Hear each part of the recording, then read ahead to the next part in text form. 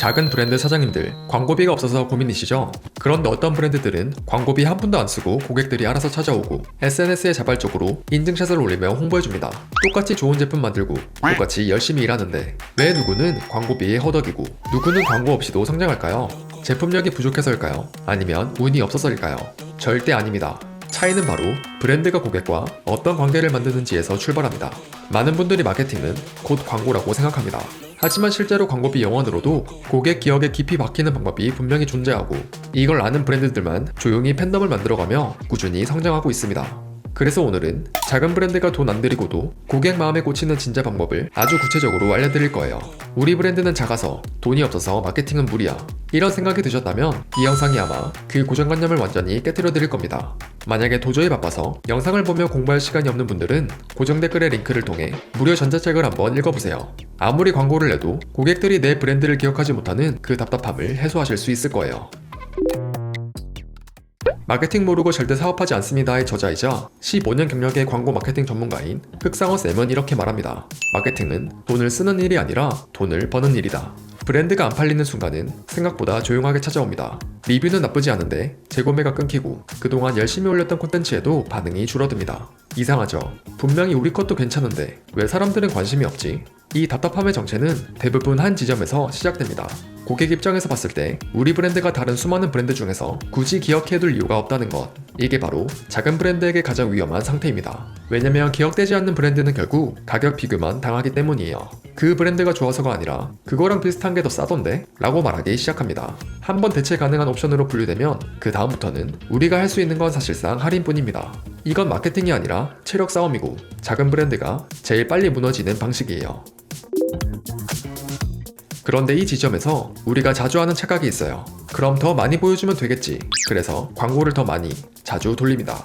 쿠폰을 평소보다 더 과하게 뿌립니다. SNS 채널 곳곳에 마지막 수량, 단독 혜택 같은 문구를 붙여서라도 사람을 끌어옵니다. 근데 고객을 데려오는 데는 어느 정도 효과가 있어도 고객을 남게 하지는 못합니다. 그냥 한 번 사고 떠나는 손님만 늘어나죠. 문제는 매번 그렇게 한 번만 사는 손님을 새로 데려오기 위해 돈을 쓰고 있다는 거예요. 여기서부터 광고는 비용이 아니라 손실이 됩니다.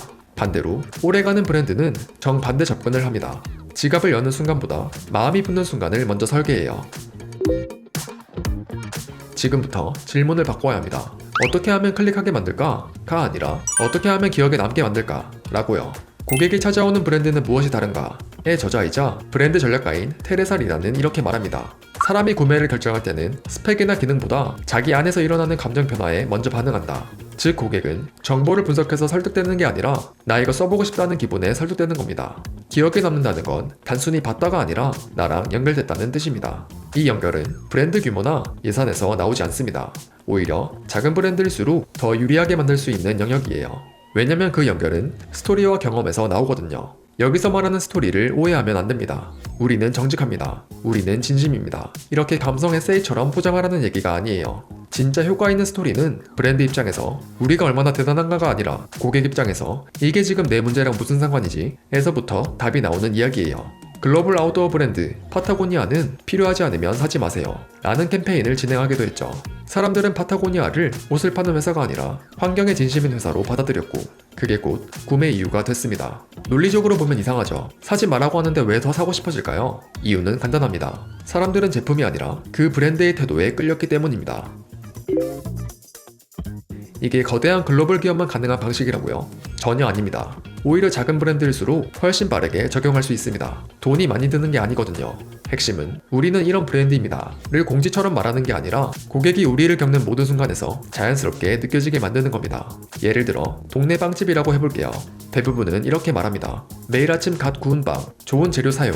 근데 솔직히 말하면 고객 입장에선 동네 다른 빵집도 다 똑같은 얘기를 합니다. 절대 차별화가 아니에요. 반면 어떤 가게는 이렇게 말합니다. 지금 오시면 10분만 기다려주세요. 방금 나온 걸로 다시 구워드릴게요. 이건 완전히 다르게 들립니다. 전자는 빵 설명이고 후자는 당신을 위한 행동이에요. 고객은 여기서 내가 대우받았다는 감정을 경험합니다. 이 감정을 맛본 사람은 그냥 근처 아무 빵집으로 안 갑니다. 이게 스토리의 실제 작동 방식이에요. 광고 문구 한 줄보다 카운터에서 날아오는 한 문장이 고객의 재방문을 결정합니다. 여기서 중요한 질문을 하나 더 해볼게요. 감동은 줄 수 있다 쳐도 지금 당장 팔 수 있나? 즉각적인 숫자를 걱정하는 건 아주 현실적인 걱정입니다. 특히 사장님이 혼자 모든 걸 담당하는 구조라면 겉만 번지르르한 얘기 그만하고 당장 매출 올리는 방법 없냐는 생각이 나올 수밖에 없어요. 근데 이건 감정 대 매출의 싸움이 아닙니다. 감정은 매출의 선행 지표라는 얘기입니다. 실제로 반복 구매 비율이 높은 브랜드일수록 고객은 여기 거라서 산다고 말합니다. 이게 무슨 뜻이냐면 한 번 사보고 마음이 기운 사람은 가격, 편의성, 리뷰 같은 걸 나중으로 미룹니다. 이미 내 편이라고 생각하니깐요. 소비자 행동 연구자 한스 게오르크 호이젤은 이렇게 말합니다. 우리는 이성적으로 충분히 비교하고 산다고 믿지만 실제로는 감정이 먼저 결정을 내리고 이유를 나중에 갖다 붙인다라고요. 고객은 이게 제일 싸네 라고 생각해서 사는 게 아니라 여긴 내 편이야 라고 느끼는 순간 지갑을 엽니다. 즉 브랜딩은 매출과 별개인 사치가 아니라 광고비를 줄이는 보험에 가깝습니다. 광고비를 덜 쓰고도 버티는 힘, 그게 결국 기억되는 브랜드냐 아니냐에서 갈립니다. 이건 거창한 캠페인이 아니라 오늘 바로 바꿀 수 있는 것들입니다. 첫 번째, 우리는 왜 이 일을 하나요를 제품 설명이 아니라 사람 설명으로 다시 써보세요. 이게 무슨 말이냐면 우리는 좋은 원료를 씁니다 가 아니라 우리는 야근하면서 라면으로 버티는 사람들을 위한 저당 간식을 만들고 있어요 같은 식으로요. 여기서 중요한 건 우리가 자랑하고 싶은 점이 아니라 우리가 누구 편인지를 적는 겁니다. 고객이 이 문장을 보고 아, 저 브랜드는 내 편이네 라고 느끼면 그때부터 그냥 제품이 아니라 거의 응원의 대상에 가깝게 바라봅니다. 두 번째, 고객이 실제로 경험하는 여정을 그대로 적어보세요.